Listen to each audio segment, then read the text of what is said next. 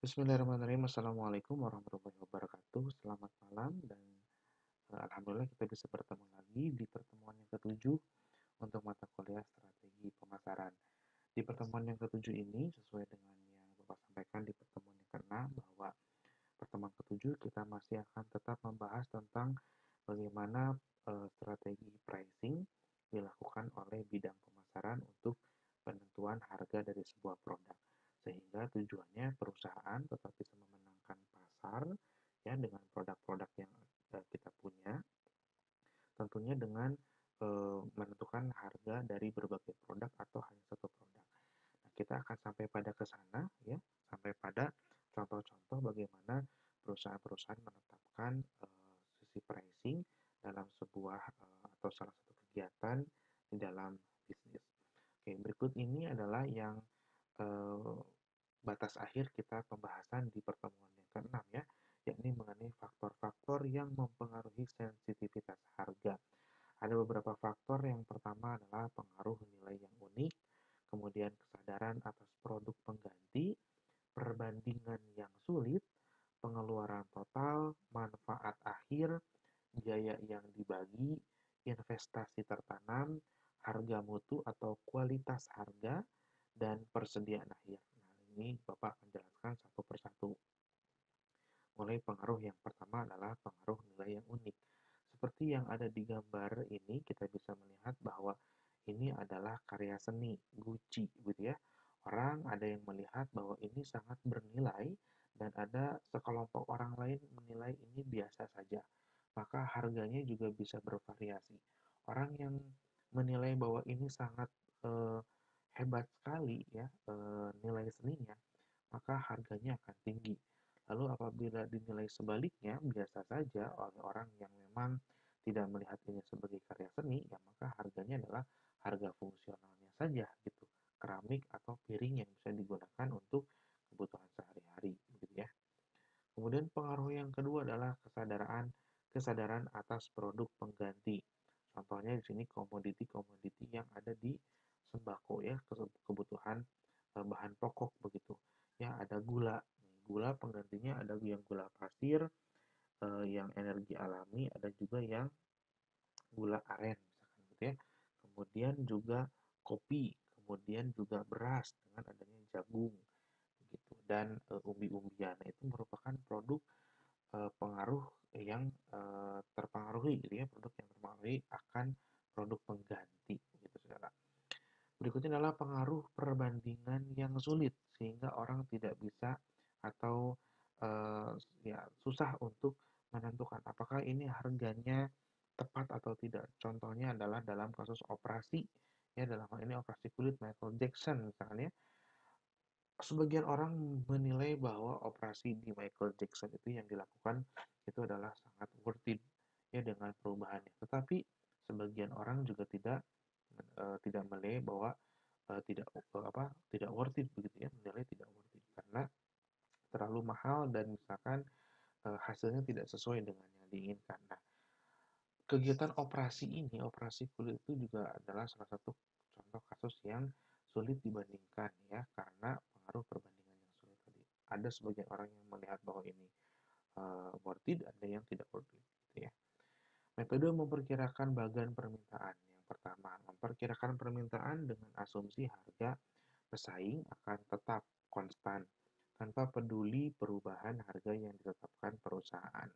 Yang kedua, ini asumsinya. Yang kedua adalah memperkirakan permintaan dengan asumsi pesaing akan menetapkan harga yang bervariasi untuk tiap harga yang ditetapkan oleh perusahaan. Jadi di sini ada dua kondisi, perusahaan yang penetapan harganya konstan dan penetapan harga yang bervariasi. Nah, sebuah studi tentang bagaimana memperkirakan permintaan dapat dilakukan di laboratorium dengan melibatkan subjek atau produk tadi ya, untuk menentukan atau menetapkan jumlah permintaan pada tingkat harga yang berbeda-beda. Artinya perlu diriset ya ke pasar menggunakan alat-alat periset pemasaran tentang bagaimana uh, harga ini ya memperkirakan harga dengan metode bagan permintaan. Ketika harganya tetap seperti apa permintaannya, ketika harganya yang bervariasi seperti apa permintaannya. perlu dicatat dari satu periode ke periode berikutnya. Begitu. Yang ketiga adalah memperkirakan biaya. Nah, dalam memperkirakan biaya ini permintaan umumnya kita mengetahui bersama ya bahwa umumnya itu menetapkan batas harga tertinggi dapat dikenakan perusahaan atas produknya ya dari permintaan tersebut. Nah, biaya perusahaan merupakan batas yang paling rendah. Oke. Berikutnya, perusahaan menetapkan harga yang dapat menutupi biaya produksi, distribusi, dan penjualan produksinya, termasuk pengembalian yang memadai atas usaha dan risiko, atau istilahnya yang kita biasa dengar adalah diretur, ya, potensi untuk retur. Dua jenis biaya yang dipertimbangkan perusahaan adalah ada biaya tetap dan biaya variabel. Kedua biaya ini sudah dibahas bagaimana sifat, karakteristik, dan jenisnya ya di mata kuliah akuntansi biaya di semester 2. Oke. Berikut ini adalah perilaku biaya pada berbagai tingkat produksi tiap periode. Bahwasanya kita harus memahami sebuah perusahaan itu memproduksi terdiri dari beberapa periode. Nah, dalam satu periode itu diperlihatkan seperti garis lengkung yang warna biru ini, namanya SRAC atau Short Run Average Cost ya. Nah, dari satu periode ini kemudian ke periode berikutnya, lalu ke periode berikutnya dan periode berikutnya sehingga akhirnya membentuk LRAC, di mana LRAC ini dibentuk dari titik terendah dari SRAC ini. Ini periode pertama ada di sini, periode kedua, ketiga, dan keempat. Sehingga terbentuklah garis atau lengkungan LRAC. LRAC ini Long Run Average Cost. Ya. Jadi sehingga jadi dapat diketahui kalau periode jangka pendeknya dari SRAC ini, misalkan ini per bulan, atau per triwulan, atau per tahun, nanti dirata-ratakan long run average cost. Ya. Oke, ini perilaku biaya untuk pabrik berukuran tetap, ya seperti ini, dan ini perilaku biaya untuk pabrik-pabrik berbagai ukuran. Oke, berikutnya perilaku biaya sebagai fungsi akumulasi produk. Kita lihat di sini bagaimana bahwa perusahaan itu memegang prinsip ya atau selalu berupaya untuk mengurangi atau menghapus aktivitas yang tidak bernilai. Contohnya misalkan titik A di mana biayanya 78 ada pada akumulasi produksi 10. Lalu pada saat biayanya 65 maka akumulasi produksi adalah 25. Dan pada saat biaya per unitnya 55 maka akumulasi produksi adalah 45. Nah, prinsipnya adalah perusahaan tadi mengurangi semaksimal mungkin atau menghapus aktivitas yang tidak menilai. Contohnya titik B ini tadinya 70 dolar ya, 70 ribu rupiah per unit yang asalnya. Kemudian ya dikurangi atau dihapus aktivitasnya jadi misalkan ini bukan bukan 70 lagi tapi sudah ada di garis 65. Ini perusahaan menghemat Rp5.000 untuk produksi yang tetap 25.000 unit gitu ya. Berikutnya adalah menganalisis biaya, harga, dan penawaran pesaing. Nah, ini metode yang complicated ya, menganalisis beberapa poin. Yang pertama, jika permintaan pasar menetapkan batas tertinggi, ya, dan biaya perusahaan menetapkan batas terendah untuk penetapan harga, maka biaya dan harga dari pesaing itulah, ya, atau dari pasar itulah yang memungkinkan reaksi harga membantu perusahaan menetapkan harga yang akan dikenakan. Jadi dicocok-cocokkan antara harga penawaran ya ekspor permintaan pasar, kemudian harga produksi dan harga dari pesaing. Untuk mengetahui harga dan mutu produk pesaing, perusahaan dapat mengutus pembelanja untuk membeli dan kemudian mempretelinya ya atau ghost buyer gitu ya, membeli padahal dari perusahaan yang lain. Lalu kita membongkar dari produk itu dan kita lihat bagaimana ini proses operasi dari produk ini dan berapa HPP-nya lalu diperkirakan. Perusahaan juga dapat menanyai pembeli tentang harga dan mutu produk pesaing. Jadi melakukan survei pada konsumen pada perusahaan pesaing kita. Berikutnya ini memilih metode penetapan harga. Nah, dengan adanya 3C yaitu customer demand, schedule, kemudian cost function, dan competitor price. Perusahaan kini siap memilih harganya. Harga tersebut akan berada di antara harga yang demikian rendah sehingga tidak menghasilkan laba dan yang demikian tinggi sehingga tidak ada permintaan. Jadi harus seimbang tadi. Apa penyeimbangnya? Ya tadi, harga pesaing dan barang pengganti, kemudian penilaian pelanggan atas tampilan produk yang unik. Sehingga batas akhirnya adalah ini dia, permintaan produk tersebut dan biaya perusahaan yang menjadi biaya terendah dari produk tersebut. Berikut ini adalah alternatif metode penetapan harga. Yang pertama adalah ada penetapan harga markup atau istilahnya markup pricing, ada penetapan harga berdasarkan pengembalian sasaran, ada penetapan harga berdasarkan nilai yang diyakini, harga nilai, harga berdasarkan harga waktu, dan harga penawaran tertutup. Bapak akan bahas satu persatu. Untuk penetapan harga yang markup, ya, dalam contohnya ini adalah metode penetapan harga yang paling dasar adalah metode penetapan harga markup atau markup pricing, ya, standar pada biaya produk. Contohnya, diketahui ada produk biaya variabelnya itu per unit buku adalah 70.000 dan biaya tetapnya 2,1 miliar. Maka kapasitas penjualan yang diharapkan ya itu adalah 50.000 unit. Sementara markup yang diinginkan ya atau keuntungan yang diinginkan adalah 20% atas penjualan. Maka harga jual per unitnya adalah 140.000 yang berasal dari perhitungan berikut ini ya, di mana 70.000 ditambah dengan hasil pengalian dari 2,1 miliar dibagi 50.000 unit dibagi dengan 1 dikurangi 0,2 karena 20% yang diinginkannya. Berikutnya penetapan harga berdasarkan sasaran pengembalian. Misalkan, produsen buku pada kasus pertama telah menginvestasikan 7 miliar dan ingin menetapkan harga yang menghasilkan return on investment 20%. Maka, harga per unit buku dapat dihitung sebagai berikut. 70.000 tadi ditambah dengan 22,1 miliar dibagi dengan 50.000 unit ditambahkan dengan 7 miliar ini investasinya dikalikan dengan 20% dibagi 50.000 unit didapatkan harga bukunya adalah 140.000 unit 140.000 rupiah sorry ya. Berikutnya adalah penetapan harga berdasarkan nilai yang diyakini. Perusahaan berdasarkan harga produknya pada nilai yang diyakini pembeli. Mereka melihat pandangan pembeli atas nilai produknya, bukan biaya penjual sebagai kunci penetapan harga. Seperti yang kita tahu bahwa nilai rumusnya adalah manfaat dibagi biaya. Jadi prinsipnya selama manfaat lebih besar dibanding biaya, maka konsumen akan melihat produk tersebut adalah produk yang bernilai. Ya. Mereka menggunakan variabel-variabel bukan harga dalam bauran pemasaran untuk membentuk nilai yang diyakini dalam benak pelanggan. Harga ditetapkan untuk menetapkan nilai yang diyakini tersebut. Masih ingat sebagaimana seorang tenaga penjual traktor bernama atau bermerek Caterpillar mencoba meyakinkan calon pembelinya bahwa harga yang ditawarkannya itu relevan dengan nilai yang diterima pembeli tersebut. Falsafah penetapan harga adalah lebih untuk lebih. Nih ya, contoh kasus lebih detailnya.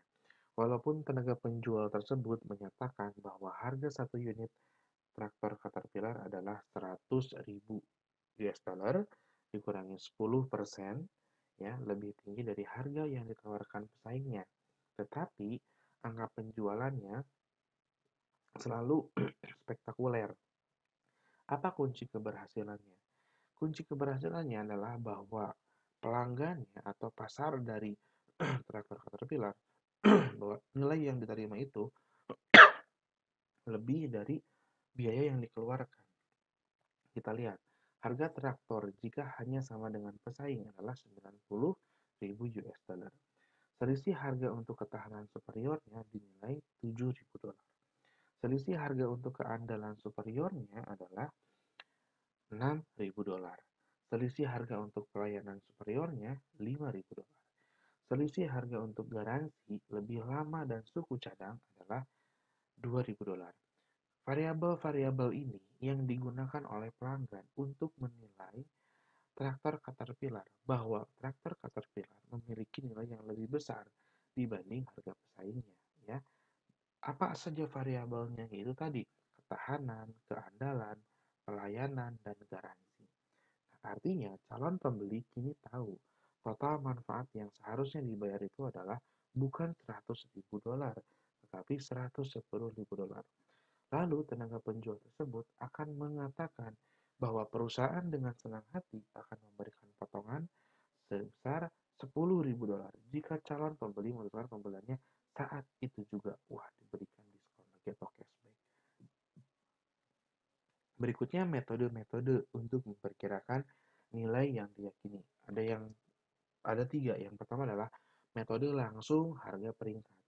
Nah, ini pembeli atau konsumen memperkirakan harga untuk tiap produk yang mencerminkan nilai total tiap produk tersebut. Misalnya, seorang pembeli dihadapkan dengan tiga produk, maka pembeli tersebut akan langsung menyatakan bahwa produk A idealnya harganya 65 dolar, produk B 50 dolar, dan produk C 33 dolar.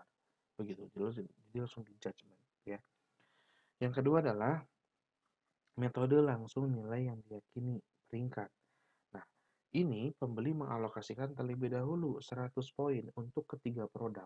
Lalu nanti di berikutnya adalah dinilai produk A harganya berapa sesuai dengan bobotnya sampai ke produk C.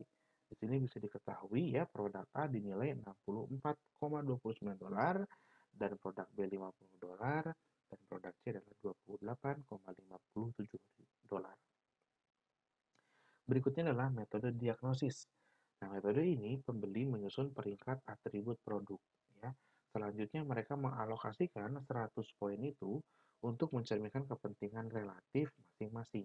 Jadi, konsumen akan menilai atribut atau variabel apa saja yang penting dari produk itu. Setelah dinilai kepentingannya, lalu dinilai bagaimana kinerjanya. Contoh seperti ini, ya. Aplikasi metode diagnosis, ada atribut ketahanan produk. Gambarkan ini sebagai traktor Caterpillar tadi ya. Keandalan, ya, keandalan pengiriman, mutu, pelayanan. Diberikan bobot ada 0,25 untuk ketahanan, ada 0,30 untuk keandalan produk, ada 0,30 untuk keandalan pengiriman, dan 0,15 untuk mutu pelayanan. Sehingga total bobotnya adalah menjadi 1 atau 100%. Maka nilai diyakini adalah ambil rata-rata dari nilai ketahanan produk, keandalan pengiriman, dan mutu pelayanan, sehingga didapatkanlah 41,65%. Berikutnya, asumsi harga pasar rata-rata, artinya pasar yang di tengah, pasar yang B, berarti ya dengan nilai yang diyakini adalah 50 dolar. Sehingga untuk menetapkan harga tertinggi yang A ya, atau memutuskan memikirkan harga tertinggi dan menetapkan harga tertinggi untuk C adalah nilai 41,65 ini dibandingkan dengan 32,65 dikali dengan 50 dolar. Sehingga didapatkan 63,78 dolar. Begitupun sama untuk yang satu ini. 24,9 dibagi 32,65 dikalikan dengan 50 dolar didapatkan hasil 38,13. Berikut ini adalah gambar aplikasi metode diagnosis tadi ya, bagaimana nilai yang diyakini ada 4,9, 32,6 dan 41. Ya. Lalu penurunan harga oleh produk A ya menjadi A aksen. A menjadi A aksen.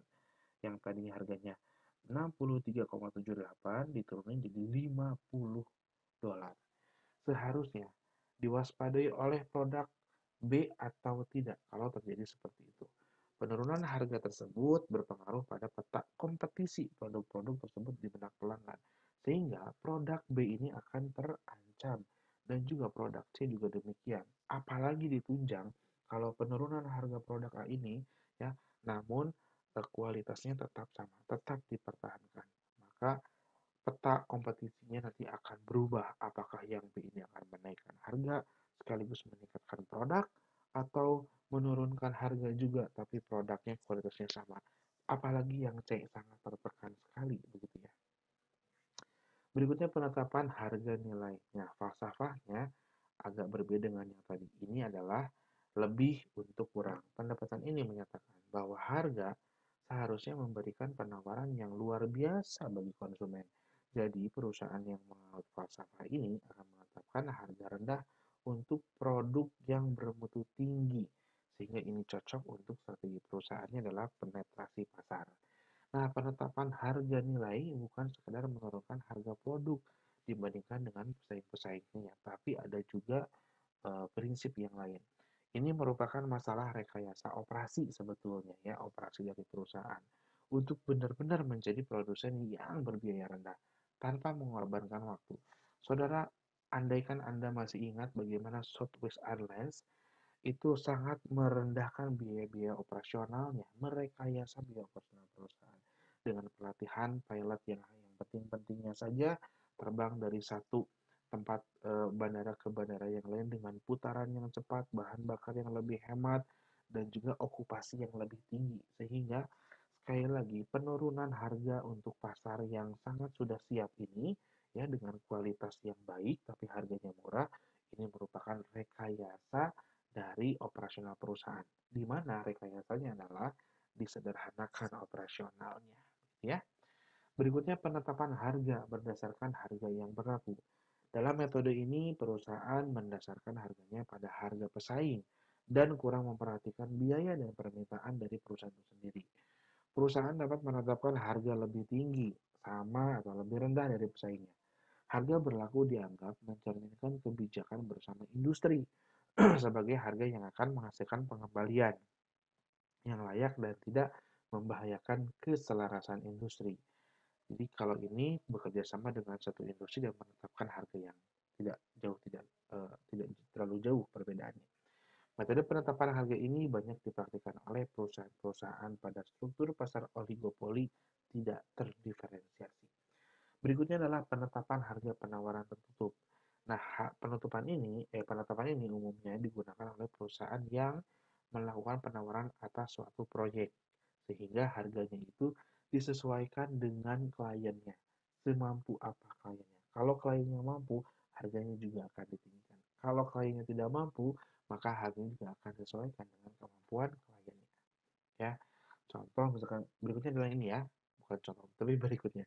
Pengaruh berbagai penawaran terhadap laba yang diharapkan. Digambarkan ada beberapa perusahaan ya, di sini ada penawaran perusahaan dalam jutaan US, ya, jutaan dolar.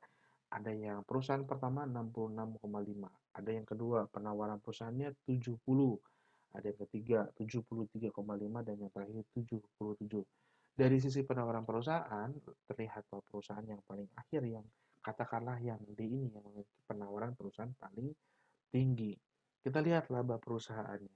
Secara fakta, secara digambarkan secara langsung gitu ya, bahwa dengan penawaran yang perusahaan 66,5 ini laba perusahaannya 0,7, yang B 4,2, yang C 7,7 dan yang D lebih besar lagi 11,2. Tapi kita lihat variabel berikutnya adalah peluang pemenang. Peluang pemenang yang paling kecil adalah dari perusahaan yang D. Yang keduanya adalah di perusahaan yang C. Tinggal perusahaan yang A dan B yang masih memiliki peluang yang cukup besar. Ada peluang untuk perusahaan A 0,81, hampir 1%. Dan peluang pemenang di pasar B 0,36. Maka laba yang diharapkan oleh sebagai produsen adalah berarti ya kita bisa mengetahui dengan seperti ini 42 dikali dengan 0,36 sehingga didapatkanlah 0,52. Berikutnya lalu diambillah laba yang diharapkan yang paling besar artinya yang pasar yang B. Harga penawaran yang menghasilkan laba diharapkan tertinggi adalah 70 juta dolar. Berikut ini adalah bagaimana metode untuk memilih harga akhir. Ada beberapa faktor yang perlu dipertimbangkan. Yang pertama, faktor atau penetapan harga psikologis. Yang kedua, pengaruh unsur bauran pemasaran lainnya terhadap harga. Ketiga, kebijakan penetapan harga perusahaan. Dan yang keempat, pengaruh harga pada kelompok lain. Yang pertama adalah harga yang psikologis ini ya. Pemasar tidak hanya mempertimbangkan aspek ekonomis atau aspek materialnya saja. Banyak konsumen menggunakan harga sebagai indikator dari mutu sebuah produk. Nah, ketika minuman Weissman dinaikkan harga 1% per kemasan, penjualannya ternyata menjadi naik. Begitupun dengan sebotol parfum. dengan harga $70, mungkin HPP-nya hanya atau berisi pewangi seharga $7 saja.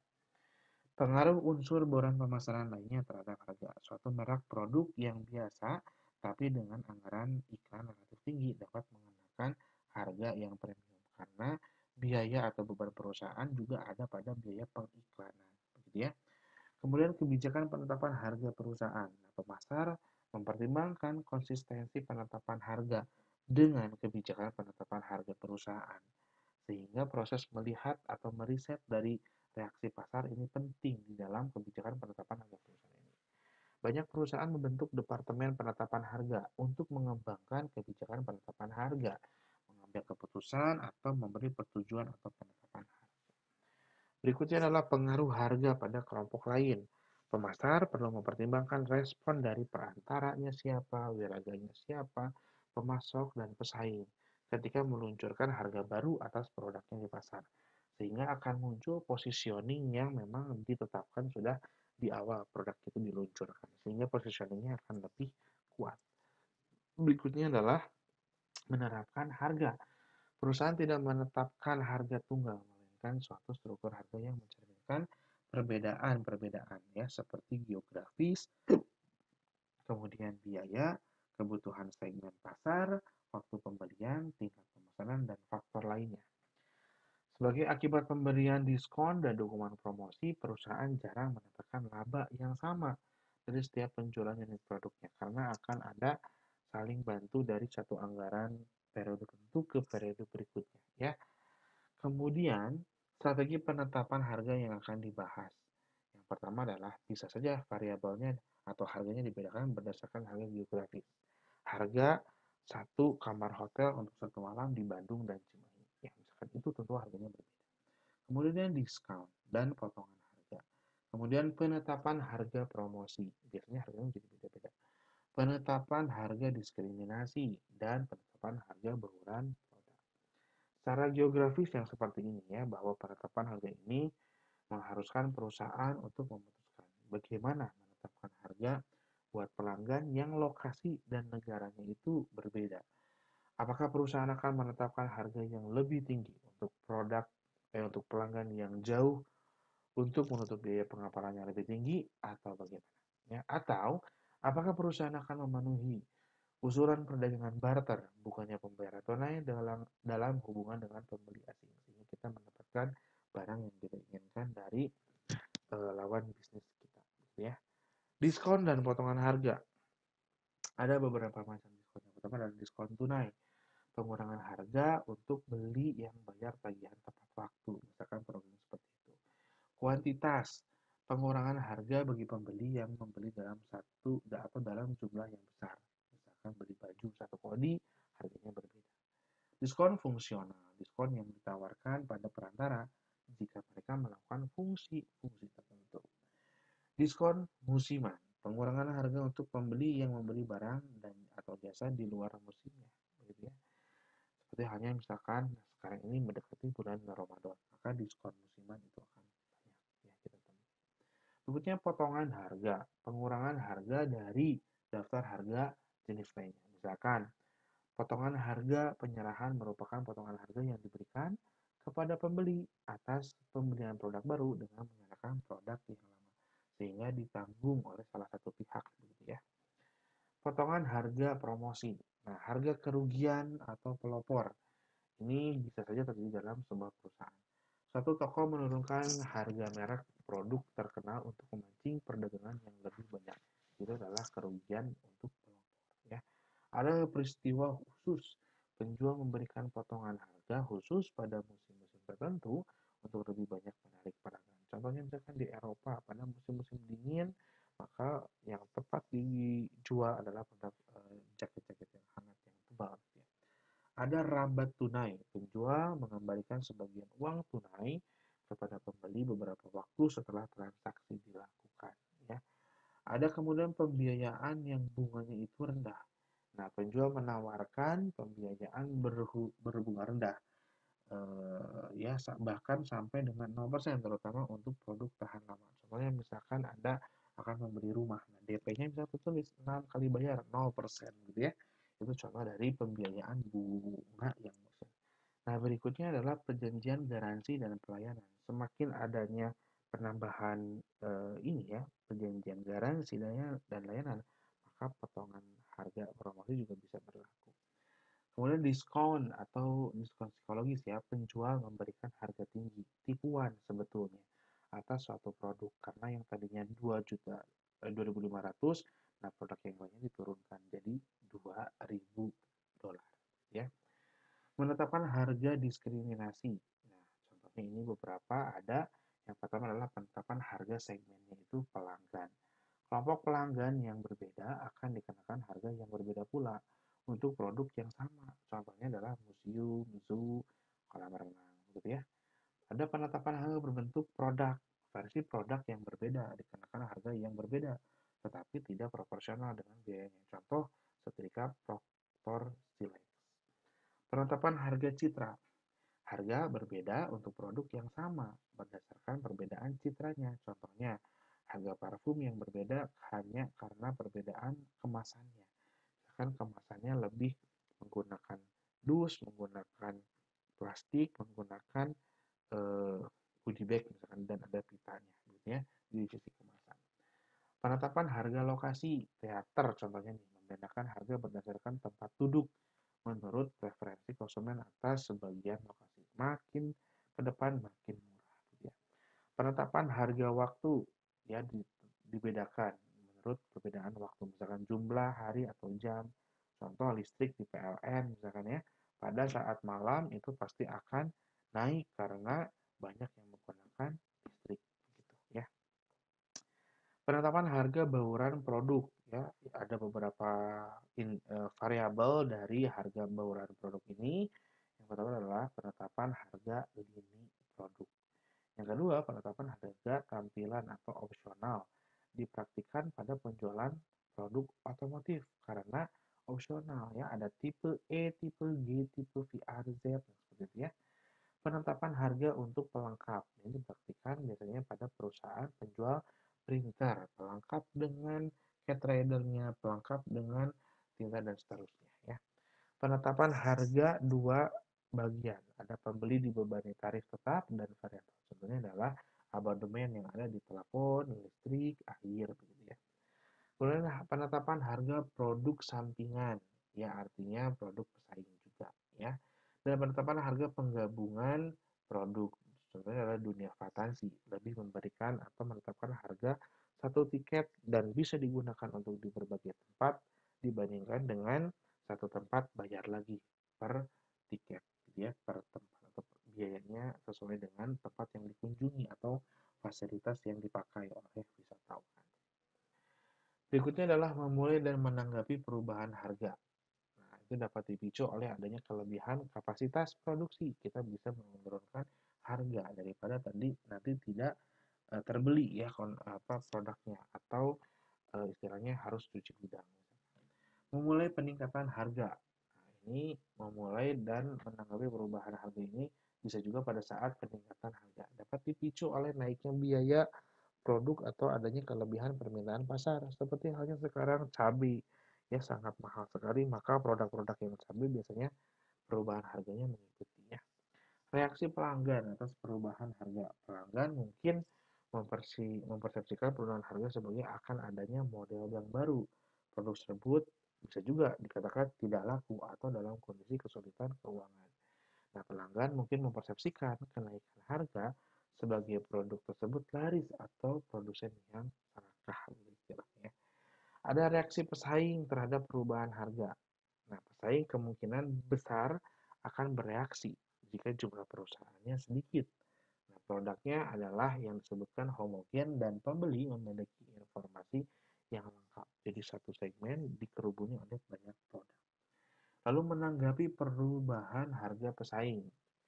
Nah, ini reaksi perusahaan akan bergantung pada apakah produknya homogen atau heterogen. Apakah harganya ditetapkan begitu dengan kuantitas yang ditingkatkan begitu atau seperti apa strateginya. Nah, ini adalah beberapa reaksi harga untuk mengatasi penurunan harga. Jadi ada beberapa asumsi. Yang pertama, apakah pesaing telah menurunkan harganya? Kalau iya, Berarti kita harus lanjutkan pertanyaannya, apakah harga tersebut akan merugikan penjualan kita? Kalau iya juga, maka tampaknya penurunan harga permanen. Apakah penurunan harga itu permanen? Misalnya gitu ya. Kalau itu jawabannya tidak, maka kembalikan ke pertahankan harga, kita terus memperhatikan harga pesaing, ya, jadi dipantau terus. Berikutnya adalah seberapa besar penurunan harganya. Kalau lebih dari 4%, turunkan harga sama dengan harga pesaing. Kalau 2-4%, turunkan harga sebesar pengaruh penurunan harga pesaing. Nah, kalau kurang dari 2%, masukkan kupon beberapa ribu rupiah untuk pembelian berikutnya, ya, diberikan reward atau diskon. Nah, berikutnya adalah ada kasus satu, ya, di mana Anda diminta untuk menetapkan biaya per unit produk dan harga jual dengan beberapa asumsi yang sudah diketahui di sini. Kemudian kasus 2 juga sama dengan demikian, ya, seperti yang kasus 1.